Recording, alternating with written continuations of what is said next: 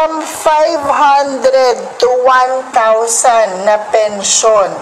Ngayon pong panahon na talaga namang nagkaroon na ng inflation, mahirap man po na lagyan ng masyadong mataas na budget para dyan, at least na dagdagan po.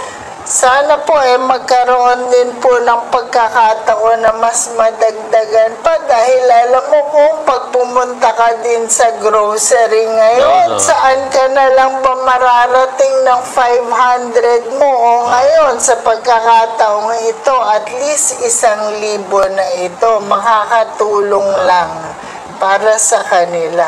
Actually, nung pag-upo ko po nung 2020, napansin ko na to. Ito pala ay nung pang 2010. Nag-start ng 500. Sabi ko, napakaliit na nito. Kung ito nagkaroon ng amendment every year, kahit man lang 10%, ay malaking bagay na. Kaya po dinoble natin.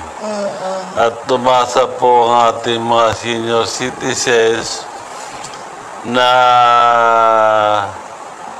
sa pagsunod natin sa inflation, ay itataas din natin ito. Opo. Para po maka-adjust naman din po. At ito nga po ay ibinibigay talaga sa kanila at ibinibigay po sa kanila na idinadaan na ito sa Office of the